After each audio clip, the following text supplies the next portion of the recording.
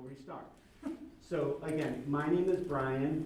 I'm with a company called CEW Advisors. We are out of Rhode Island, and we have been contracted by the City of Salem to assist with the development of the 5-year consolidated plan.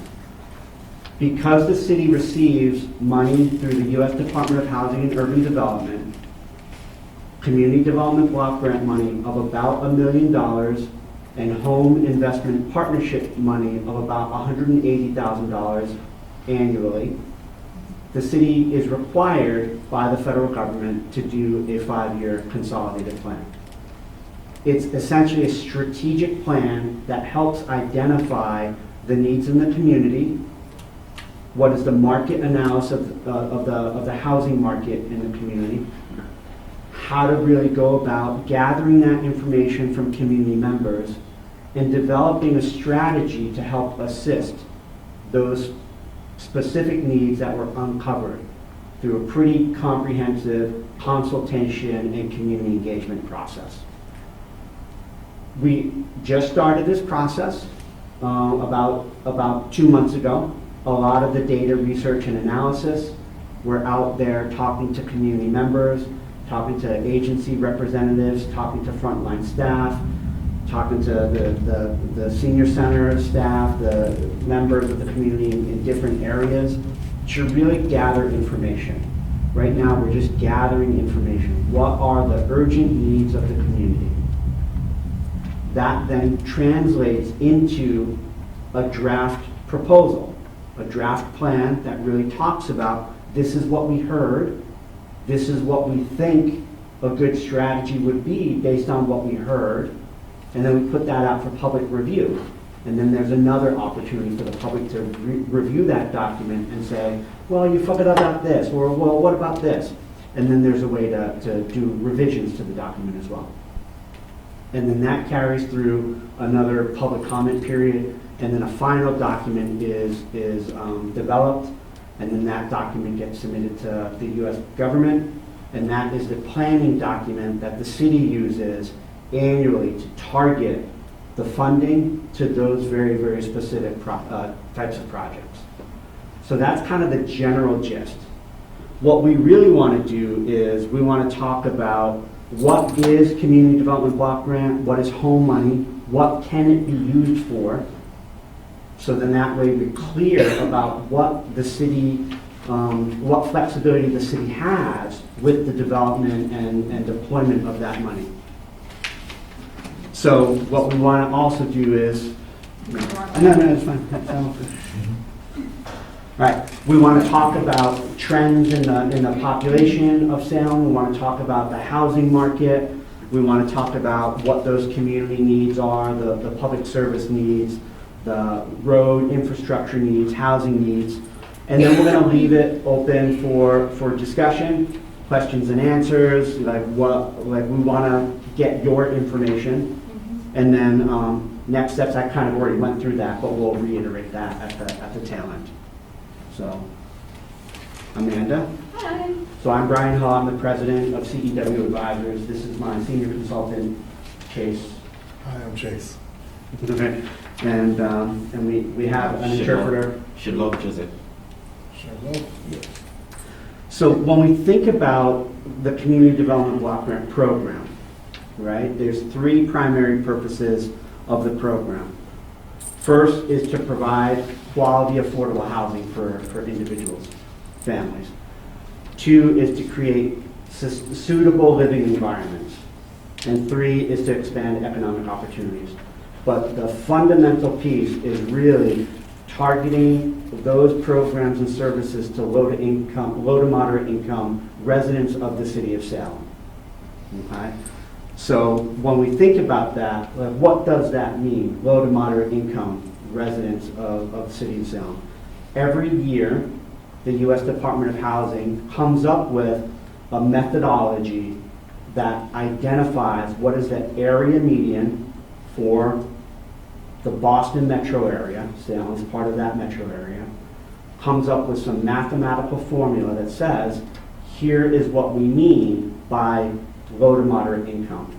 And then every year they come up with a chart that then says low to moderate income thresholds of different types that are predicated on different programs. And then these are the threshold income levels for programs and services for beneficiaries of the Community Development Block Grant Program. What does AMI mean? Area median income. And how do they figure that? So they look at the Boston, Cambridge metro area. They evaluate what is the average income of all the residents of that, and they take the median, the halfway point. Everyone below, everyone above, this is the median. That dollar figure then goes through the mathematical calculations, which are represented here. So these numbers are for Salem. Those numbers are for the metro area Salem is part of. Okay. In Boston. Yeah. So the AMI is probably $100,000 for one person? AMI, it's, yeah, I want to say 118,000. It's really high because it includes Boston. Yeah. This is a very, very important context here. And again, I don't want to get into the weeds of this, but because the metro area includes a high-wage municipality, Boston, and then also some of the surrounding municipalities, it actually increases the 80% threshold in the city of Salem. Good. So that's a good thing because Yes, more very good. people benefit, but there's also some complications which we'll get into a little bit later. I just want to make sure people understood the eligibility criteria for the program is predicated on income. Mm-hmm. And this is the chart for that income. Community Development Block Grant Program is very, very flexible. You can do lots of different things with it so long as low to moderate income individuals benefit. Okay? So we have public services. These can be senior programs, student youth programs. They could be homelessness services. They could be food pantries, things like that. There are public facilities, public infrastructure, so parks, streets, sidewalks, sewer repairs, those kinds of programs, so long as they are in areas of the city that have predominantly residential, low-income, moderate-income families. Economic development programs are completely fundable through Community Development Block Grant, so long as individual job growth is the low to moderate income residents benefit from that job growth. And then affordable housing programs, again, is the big piece. And then the occupants of the housing need to be income qualified based on the thresholds. It is a very flexible program, which is great, but then it also means it's hard to target strategies to because you can do so much with the money. It's But really it's only $1 million a year, correct? Correct. bingo. $1 million a year. The level of need always surpasses $1 million a year. So how does the city be incredibly thoughtful about what to fund? That's why these conversations are so important, to make sure that the city has that focus. So this is just another representation of what I just said. At least 70% of the money needs to benefit low to moderate income individuals. There are other categories that the city can use funding for. Removal of slum blight, urgent need, like a hurricane, something like that. There's ways to sort of navigate. The city of Salem, I think, is very, very focused on ensuring that as much of the money goes into the low to moderate income category. So that's the primary focus of the program.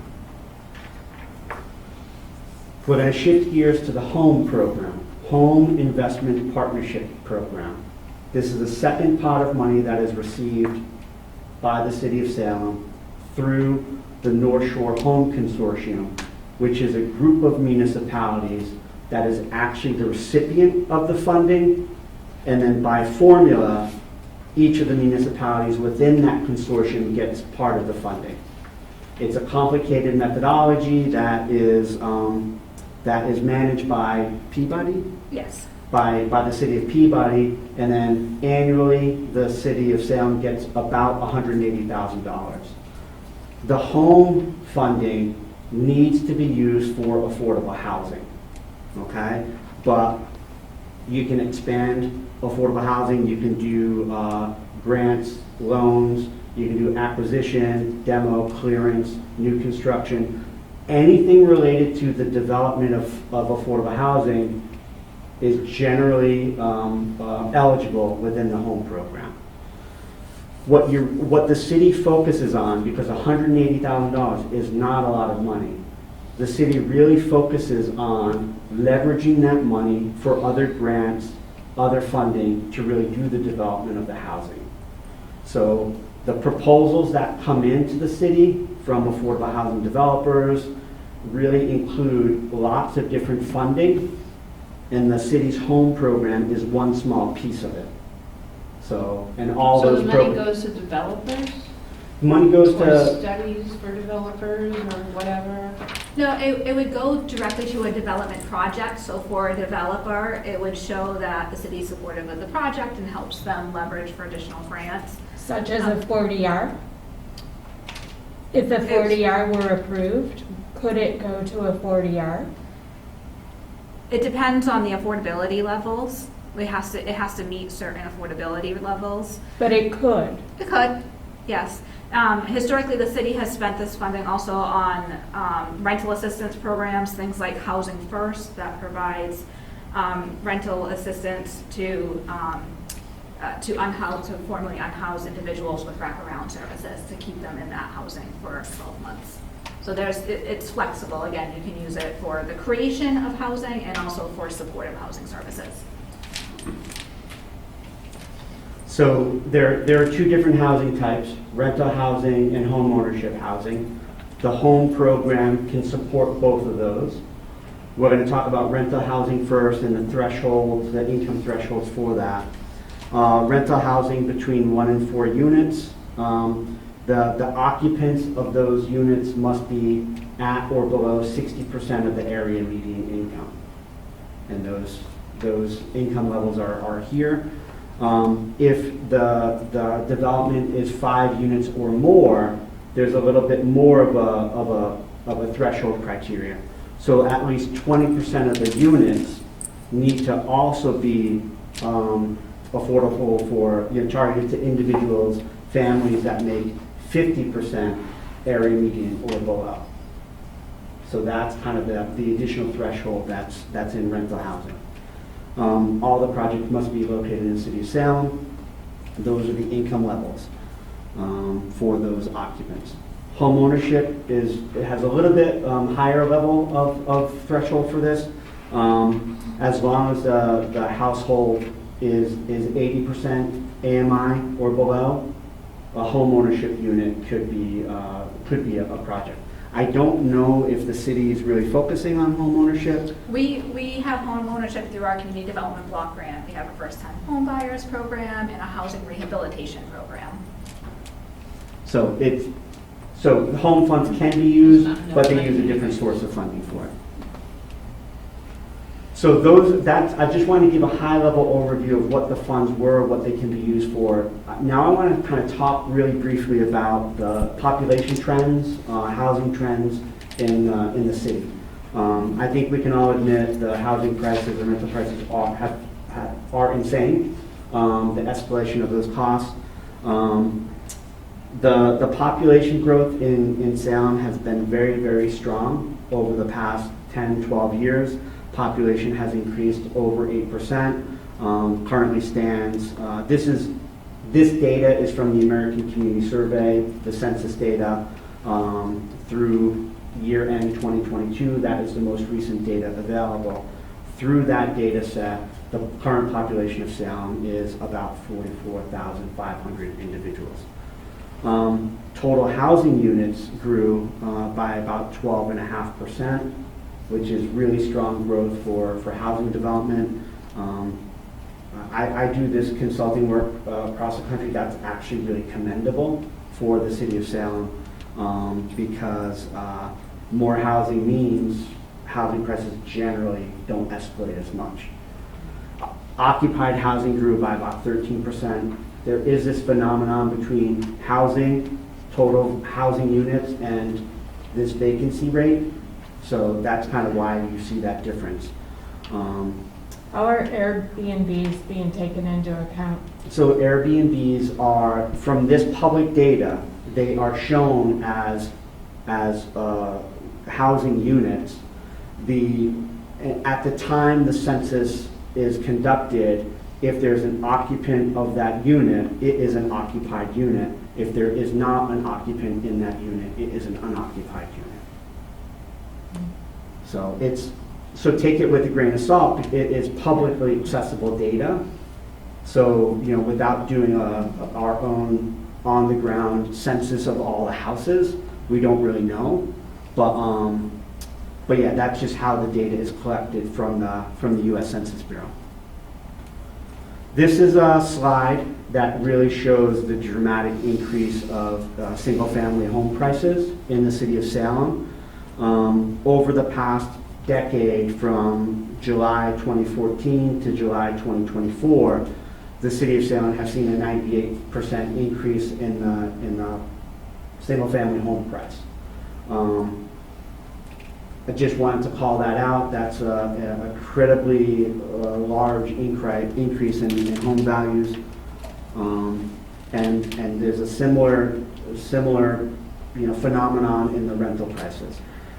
So this is a comparison between Salem, between the Boston metro area, and then nationally. Salem saw a 56% increase in rent prices over the 7-year period of January 1, 2017 to January 1, 2024.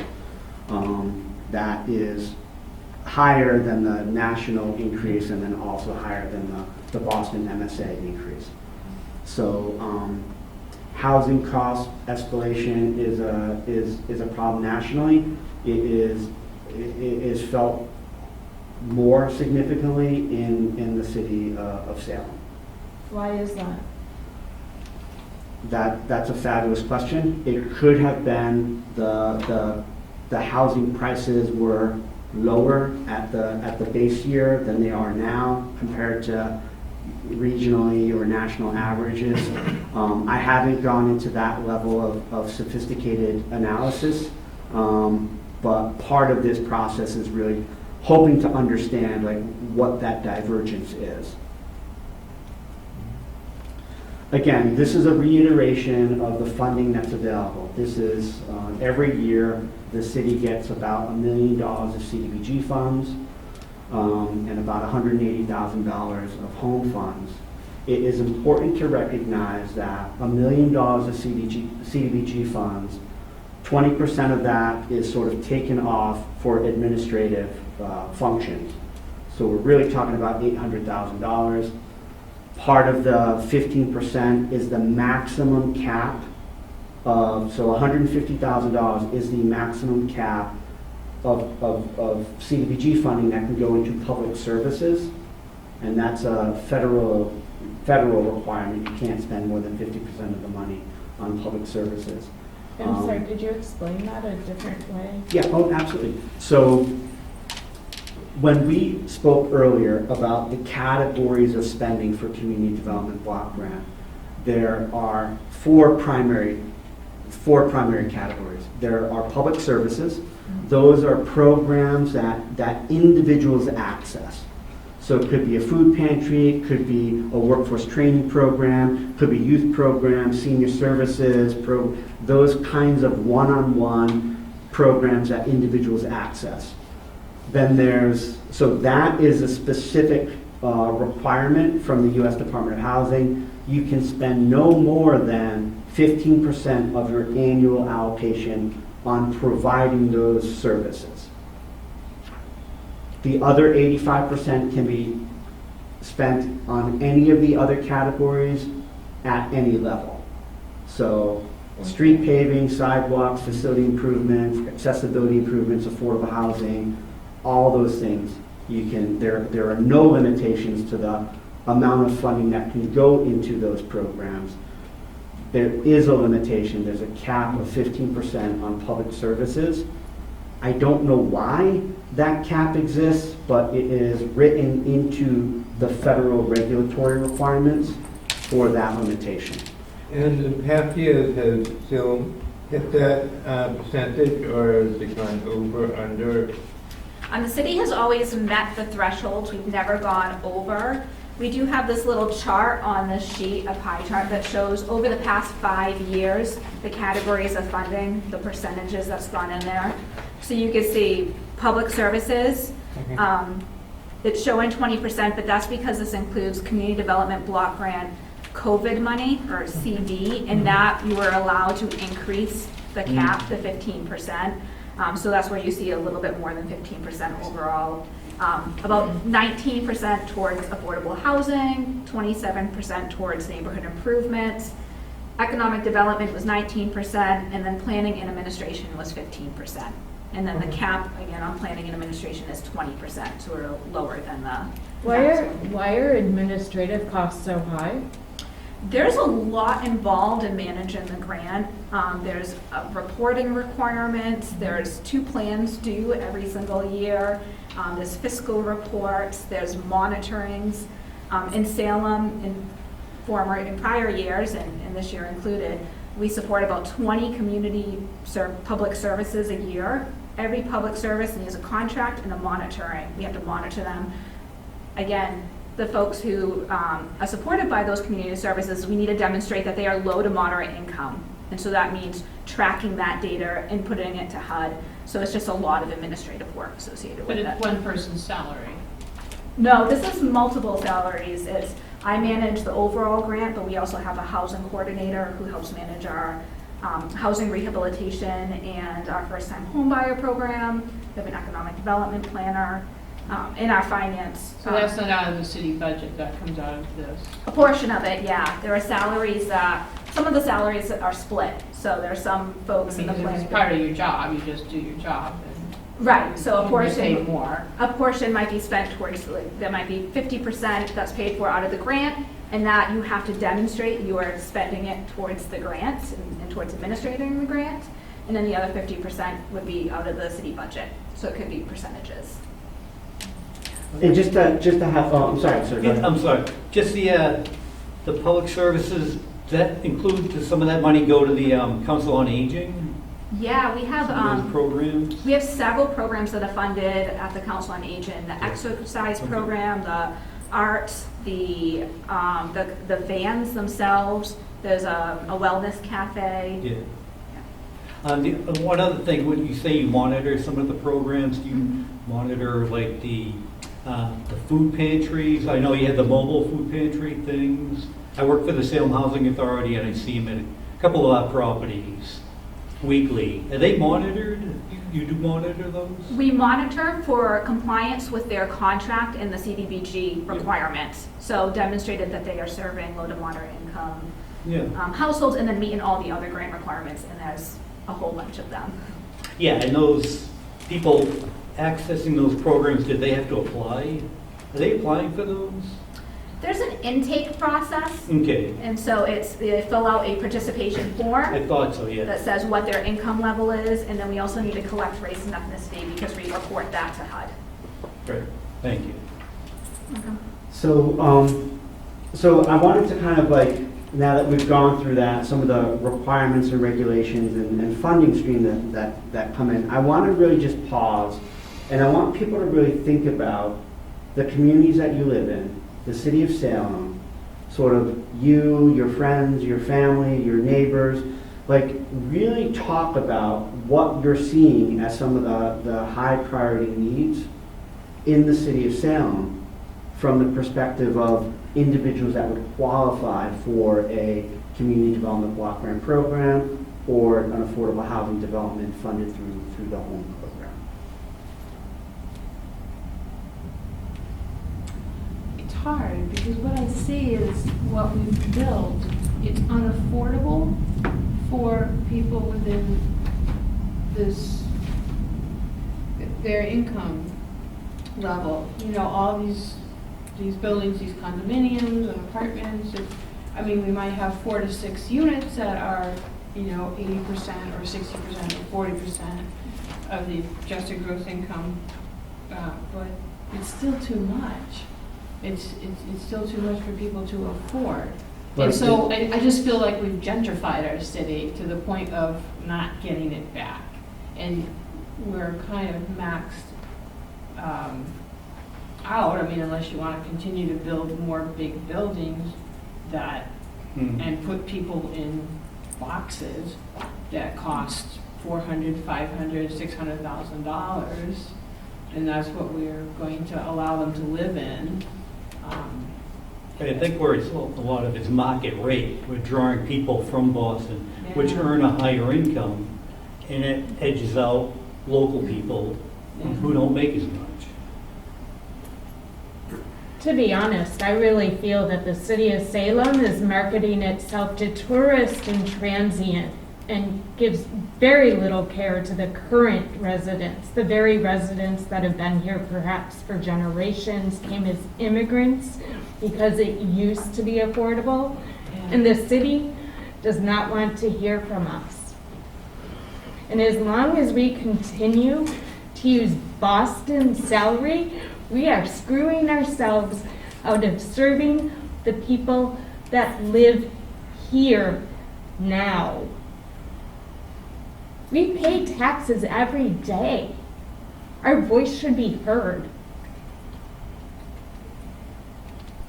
And I hear that we want to, the pitches from, that we want to have housing for the hotel staff and the restaurant staff. It's like, they can't afford any of this. So I don't even know why we pitch that as part of these projects. Because it's not affordable. And a lot of the houses you'll see people buy, and there's 4 or 5 cars per houses now because it takes that many people to afford to live there. And so the streets are full of cars. You can't see when you want to pull out at your street because there's just so many more people that live in these houses in order to afford them. And people that rent have I feel so bad. landlords that are doubling their rent. That's Yeah. inexcusable. That should not be allowed.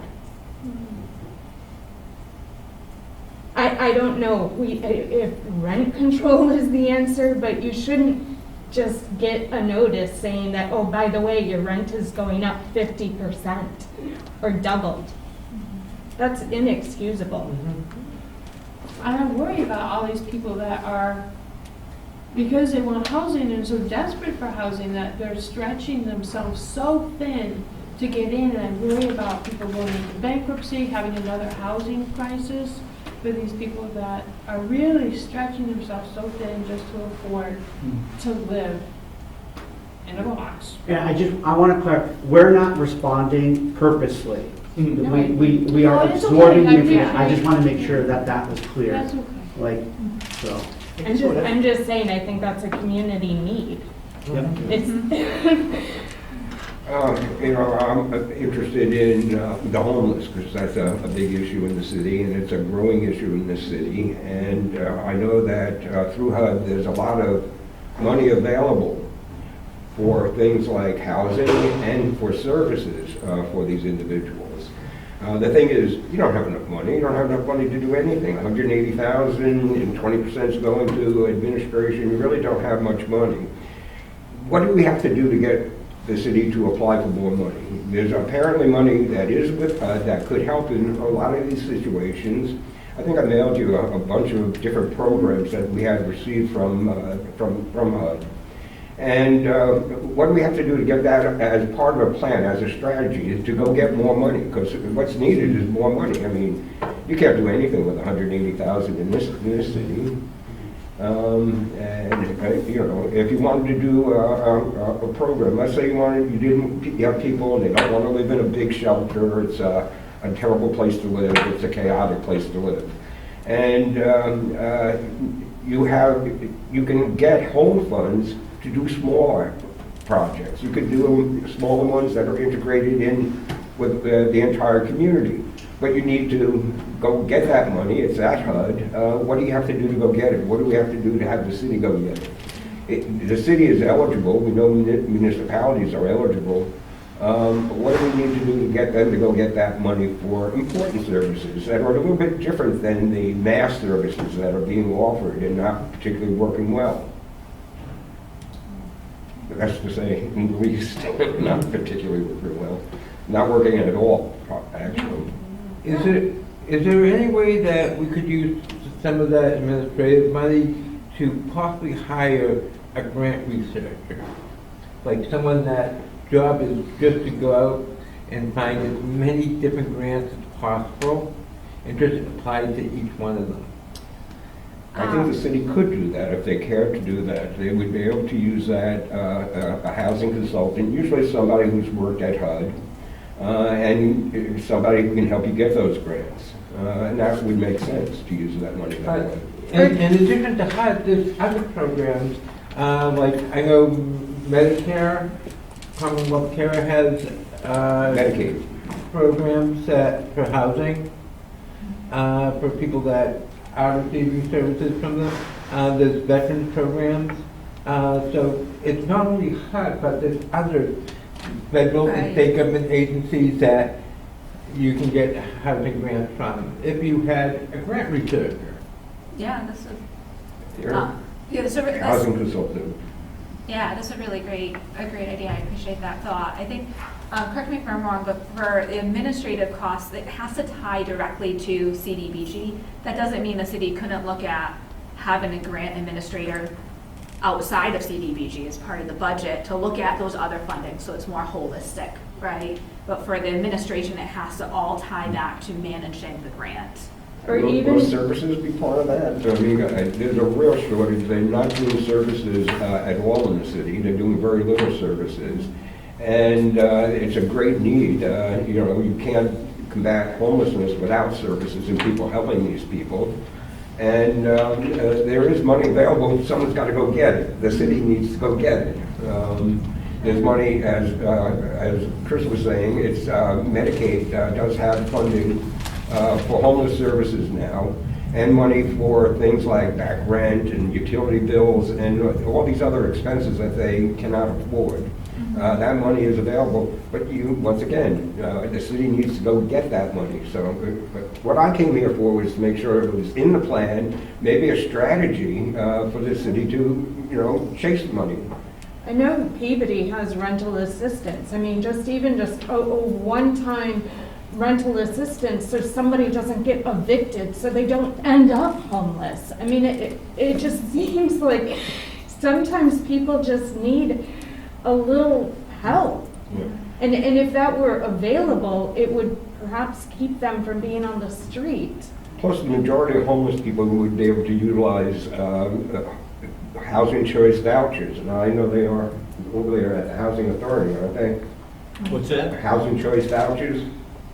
Yeah, I do maintenance, so that Okay. his work is, but yeah, there are. Whatever's there is not enough for the population. The population has grown, gigantically. And a lot of those people are there for economic reasons. They don't make enough money. They're in a profession that doesn't make enough money to afford rent these days. And the way to attack that is not to put them in a big shelter, kind of a warehousing situation. It's to get them money. It's an economic problem, and a voucher will take care of that. Voucher and services could serve probably 80% of the homeless people, and without having to resort to these big, warehouse-like places. Gonna make my case yet? So I want to ask you a follow-up question. You're saying, I thought I heard you say that the city of Salem doesn't provide enough services. And then we talked about sort of the homeless population, some other services, some programs tied to that. Are there other things that you're seeing in the community that are lacking? Are there any other gaps in services that you think? Well, there probably are that I wouldn't be aware of. I kind of know what's going on with the homeless community, but I can't say I know every community in Salem. No, that's great. I just wanted to poke. I'm sure it is, once someone got involved. I wasn't sure whether the city would realize how much was available through HUD and Medicaid, and that, want to make sure that they are aware of that and have some kind of a plan to go forward. Vouchers through the VA program. I mean, there's Department of Right, Transportation they all have funding, them. so, Yes. yeah. Point well taken, so thank you. Does the city have like certified counselors to help homeless? No, I know, and like the shelter only has one or two maybe, I think. they're expanding and they're going to go up to about 150 people, and they're going to have between 4 and 7 case managers. Well, that's nothing. I have to tell you that I ran services for deinstitutionalization for 50 years, so that's where I'm coming from. And those people could use these types of services. They need case management services, and they would need between 7 and 20 hours a week of case management services. Now, that's a standard that I had to abide by with the Department of Mental Health. That was state. They said that all people who had mental health problems or extreme disabilities would receive that much. And that's what you need to do. And just to respond also, while the city doesn't provide those services, we fund organizations that do provide those services. So we do fund organizations like Citizens In, Salvation Army, NASCAP, just to name a few, that provide rental assistance, emergency down payment assistance, casework. We need to have some more, but the 4 to 7 people who work at Liebridge as case managers for 150 people, if you were to do 7 hours apiece for that 150 people, you need 980 hours a week, which would be about 25 staff people. And so it's sorrowfully not enough. It's, really, you can't serve people like that. These are people who need a lot of service. And if you have 4 to 7, you're giving them an hour a week, maybe. It's basically, how you doing? Hey, hang in there. You're not actually delivering services. You need people who are going to be able to work with them on their medication. A lot of people cannot take their medication properly. They may need someone to administer medication. They don't eat properly. They don't do a lot of things that they need to do. And they would need a case manager to help them through all of those things. And it would be between 7 and 20 hours. If the state hadn't, and this is a problem that the state has, they backed out on supporting these people a number of years ago. If they were still supporting them, they would be getting that 7 to 20 hours a week. But someone else has got to do it. It looks like the city is stuck with it now. And up until recently, they had one case manager for like 85, 86, 87 people at the overflow shelter on Canal Street. Right. And they also had the same case manager working with the 22 people at the permanent supportive housing in the Seeds of Hope. So people from Seeds of Hope that needed services had to go over to the overflow shelter after 8 p.m. to see their case manager. And having one case manager for that many people, There's no case management. well, There's a need for more case management. the balls were there were things I physically asked for that I never received, and the balls got dropped a lot. And there are a number of people who are in transitional housing. Yeah. And we've met them, and they've been in transitional housing for 10, 16 years. That's because there's no services. There's not enough services to help these individuals. But with vouchers and services, you could actually serve 80% of the homeless people. That's what's needed.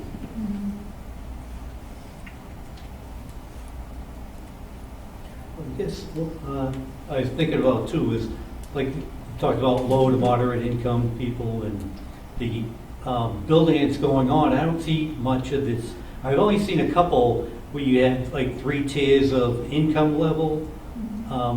You know, most of these are market rate, but if you had like Leaford Terrace for one, I'm sure you've heard of that project going on. That's a partnership. I think you have 3 tiers of income levels. I think that would make it, you know, more projects like that would be helpful for the lower income, moderate income Definitely, people. definitely. Yeah. I know for at least my experience, if I'm living around or with people that are doing really good financially and well off, it makes me thrive to do better. If I have no contact with people that are doing good and just on the same level as I am or worse, it drags me down. Well, that's what And- happens with the segregated living situations where everybody's homeless. Yeah, You're not and- integrated in with normal people. And with the situation you're talking about, that would work great with me because I would have neighbors that are doing good, neighbors that are doing okay financially and well off.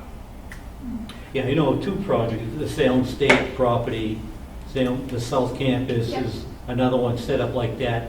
It's quite a large project, but, so, you know, more like Yeah. that instead of just market rate condos and. And the Wynn project, if you're familiar with that on the Crescent lot by the train station, that one's also has that tiered. It does, all right. Yeah. Well, that's good to hear. Aren't all the new projects 10% affordable now? Yeah, the market rate development projects Right. are 10% 10% would have to be affordable affordable at units. 60%. But these projects, the Salem State one and the Wynn project, have partnerships where they're including even more than that. And so it's more than 10% in their tiers. So there are some 30%, some 30% area median income, which is much lower, and then some 60%, also some market rate. So you have that mixed income.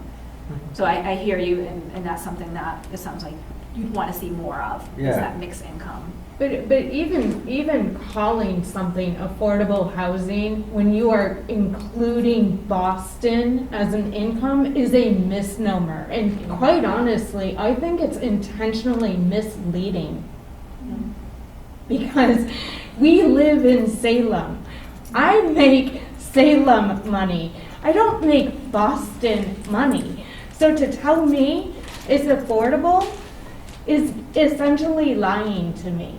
I'm not saying that's what you're doing. No, I hear you. I'm just saying, to call it affordable is a misnomer. And we really need to define the term for Salem, not Boston. I think it's a very, very salient issue.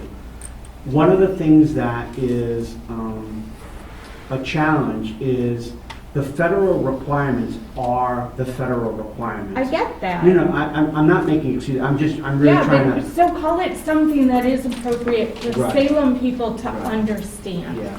No, I think that's really, yeah, that's good. It's a good way to define it in a way. Yeah. I think people omit a lot of really clear-cut points. A question I did have is what percentage of the population is homeless? I wouldn't know what the percentage is. I can look up later. No worries. I'll make a note. Amanda could probably find out for you. We have a point in time. Yeah, in the city of Salem, we kind of have a very clear number of,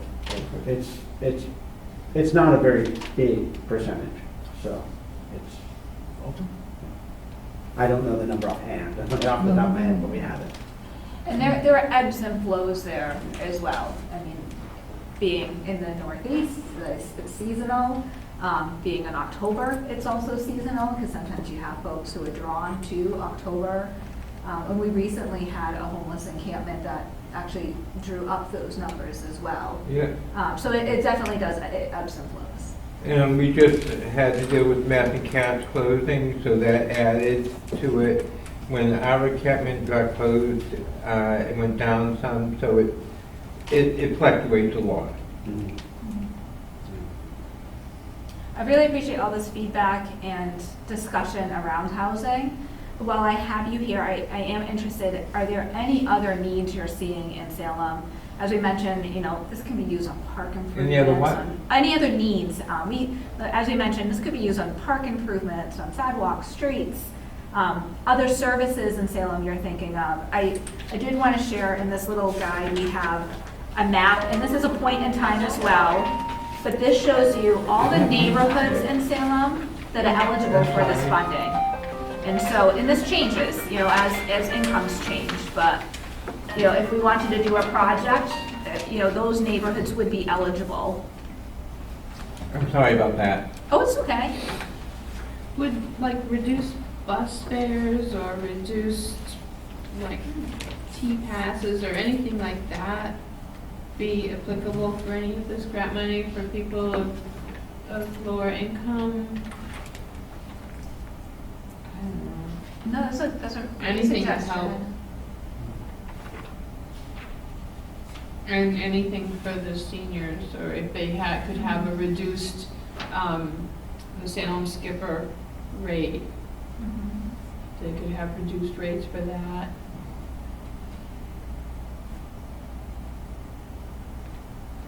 I mean, it's not much money available, but that could cover maybe.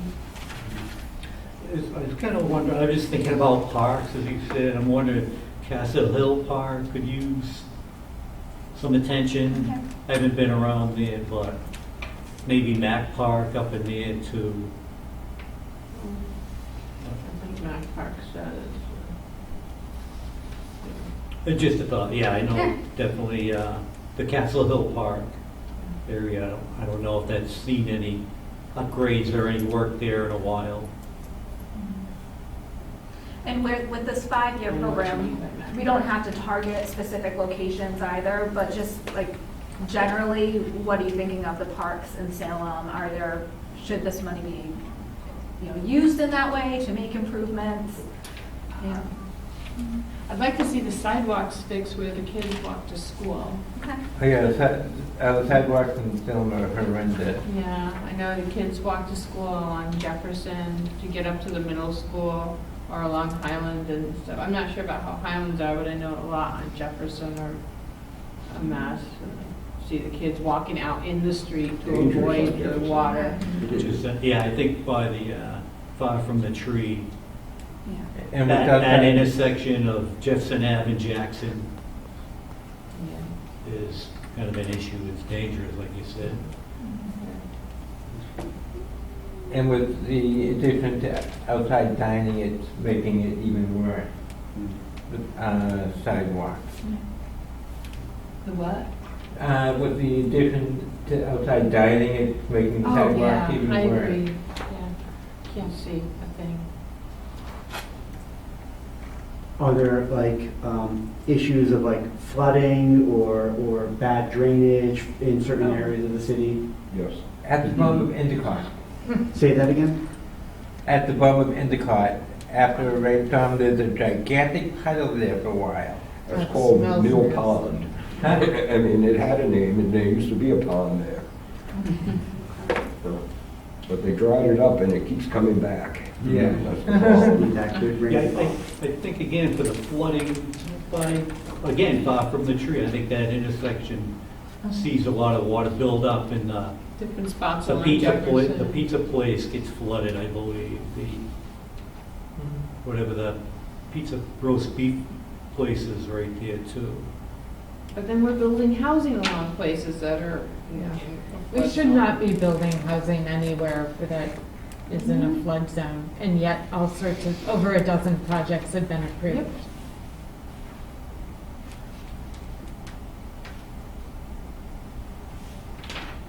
How about Wi-Fi and connections to the internet? How are those services? What's your experience accessing the internet in Salem? Not bad. I still wish that the city was able to have that contract with the provider that backed out Mhm. for the citywide Wi-Fi, but I have Affinity. I have enough hotspots that there's times where I don't have to use my cellular around town, but I'm happy with it. Okay. And could any of this money go towards helping reading programs or ESL programs or Yeah. anything like that? Absolutely, yeah. What's that? I missed that. For reading programs, for ESL programs, for reading, for assistance with reading programs and ESL programs, Okay. English for a second language.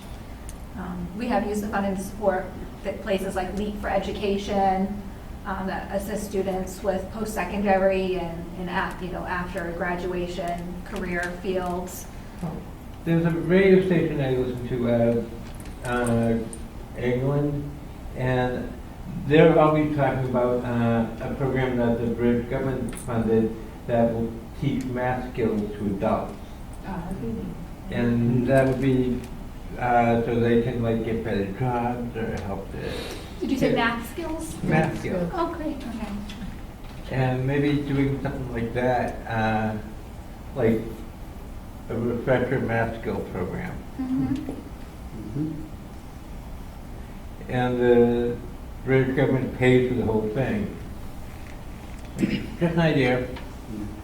I mean, some interesting programs, are tied to these skill trainings, things like that, to really help elevate people's income to Yeah. get from one position to another. So those kinds of programs are fully within the purview of this funding. Do you think those types of programs, like workforce training programs, job skills training programs, would be? Do you think that that's something in need in the city? Mm-hmm. Yeah. What about the Mass Mass hire? Behind you. The Mass Hire, yeah. Is it like mass hire? I mean, we have mass hire. I don't know how good a job they do. Can I add something? Well, first of all, I don't live in Salem, but so pretty soon I'm gonna attend university here.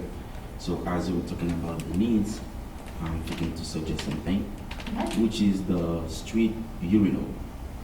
I mean, when you have to urinate when you're on the street, it's very difficult for us as students to find this stuff. But like you mentioned. Public yes, bathrooms. Thank you very much. Thank you for sharing. All right, I appreciate it. Thank you for you. We have a few public bathrooms, and they get locked. Yeah. Mm. They lock them because people were living in there, they said. That's hilarious. What about the arts? We have a lot of artists in this town. Well, a lot of them are leaving because they can no longer afford the rent. But, I mean, the arts are a real creative economy booster. And it'd be nice if artists didn't have to work 3-4 jobs. Maybe make a rebate program where they don't have to pay property tax if they own their property for X amount of years.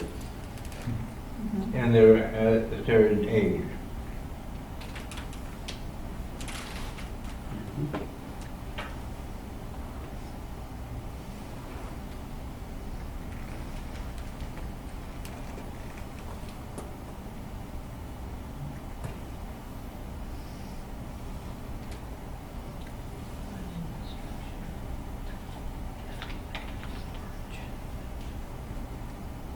Enough money for the sewers.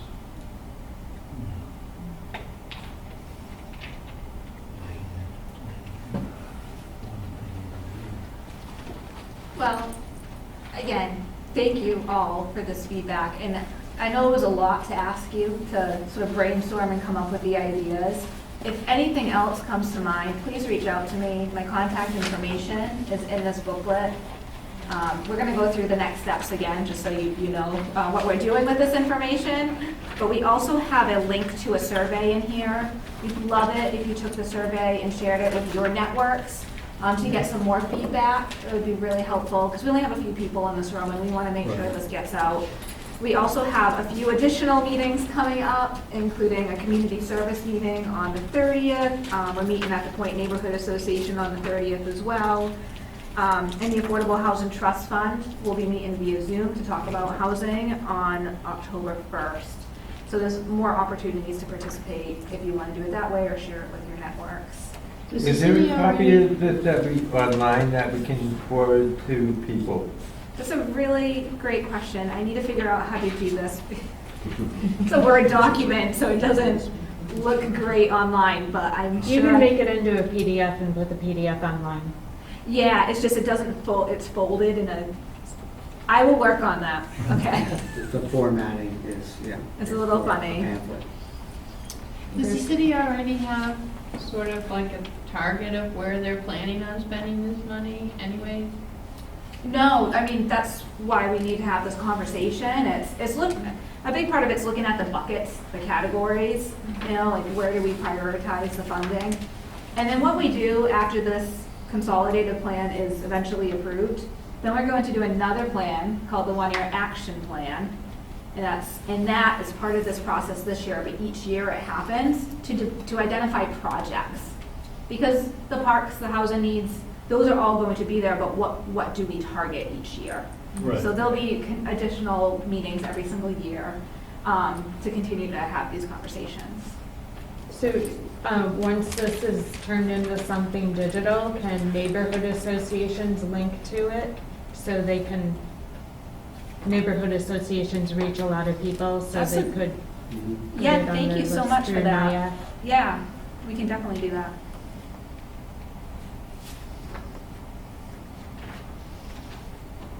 And the survey is online, It is, so yes. we could distribute that information through NIAC as well. Yep. And we have plans to distribute the information through the school department, so like children are bringing it home to their parents. And so there's different, we're trying to explore every avenue possible to get the information out there, because the more information we collect, the more focused the plan will be on addressing the actual needs of the community. Putting it on the Salem patch would be the calendar. You don't even have to contact a reporter, you can just put it on the calendar directly. Yeah. No, these are all great ideas, so any other ideas you have, please just send it into Amanda. Her contact information is in that booklet. So again, we'll reiterate the next steps. So we're in the process of gathering more information. Amanda mentioned other community meetings that we're doing. We're doing focus groups with individuals. We're still doing consultations with other organizations and doing more data research and analysis to pull all the information together that we have. That will then help us draft a draft plan, to create a draft plan that is the strategic plan that then will be put out to review for public comment. So it is important when that gets done, probably January-ish, February-ish, that draft plan will be finalized. We'll put it out to public comment. We'll have another public meeting again to really facilitate a discussion around it. Because importantly, it is like the city is really interested in making sure that it's getting it right. So like these are the conversations that we need to have to make sure that the strategies identified in the plan are actually truly reflective of what the community needs are. And then there'll be other opportunities for the public to review that document and then target the projects and activities in that document to address those specific priority needs. So the consolidated plan draft will come out. Information will be posted again on the city's website. Information will be distributed through the communications channels. That will be, there'll be a public comment period of that draft. We take those public comments to heart. We respond to every single public comment that we receive. Information goes into the consolidated plan. The plan gets modified based on those public comments.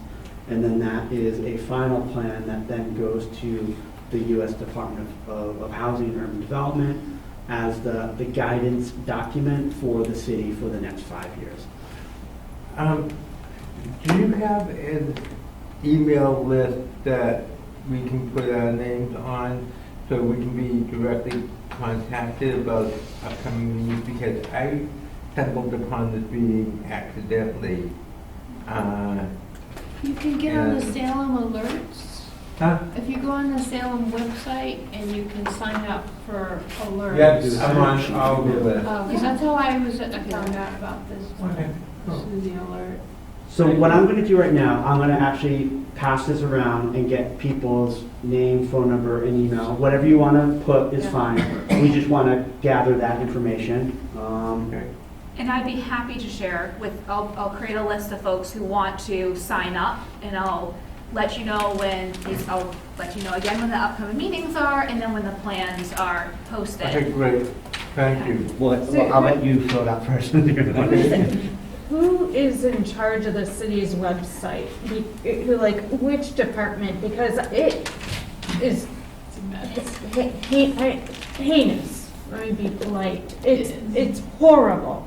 When I do a search, the first thing that pops up is ancient information, 2017, 2015. It's easier to Google and follow the link. That shouldn't be the case. I should be able to go directly to the city's website and get the information with a search. Why is that? What do we need to do to change that? I feel that the city does not want us to be informed. I mean, if I'm getting 8-year-old information regularly, and it's been this way since I've moved here. We Google the information too, because we can't find it on the website, It's accurate information. awful. It is so horrible. Yeah, I mean, so the city website is managed individually by departments, and so it's not the planning department. We manage our webpage and we'll put content on there. The same thing with Parks and Recreation and engineering. And so it's not that there's one person or one department that's managing the entire website. I hear your frustration. I do, and I think. But it happens across all departments. That doesn't make sense. Well, It's something in your algorithms. Yeah, and I do want to be clear, it is not intentional. Like that is, I work in this website very frequently, and we work really hard to get this information out. And that's why we want to know, you stumbled across this meeting accidentally. Yeah. Where did you get that information from? I think it was from one of the city councilors' weekly emails. Okay. So that was intentional. We sent this out to the city councilors and asked them, help us push this through your networks Okay. and press releases and put it in at the library and at the CLC and asking community members to share it. But however you get your information, it's helpful for me to know that because Yeah. that worked because you're here today. Yeah, And so I I want to mean, make I sure get- that we continue to do that. Yeah.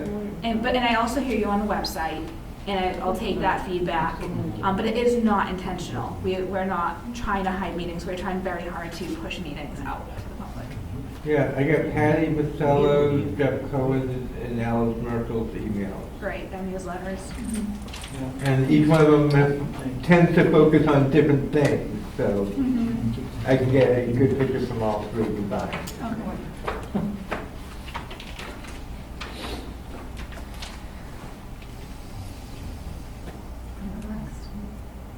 Is there anything else? That was the last. All right, did you have any questions for us before we close out?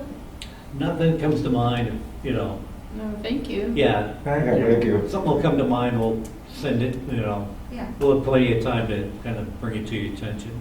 great. We have other meetings and stuff. So This was a good beginning for us to be involved in. Thank you very much for having us. Thank you. Yeah, Thank you. thank you. This is being recorded? This is being recorded on SATV, and so it's not live, right? It's not live, but it will be on SATV. Thank you very much, SATV. We always Thank you. appreciate Thank you. your support. It's so great. And so will you be providing that link when you put this up? That would be helpful. I would be happy to do that. That's all very great. And ideas. will it be on your YouTube channel at some point?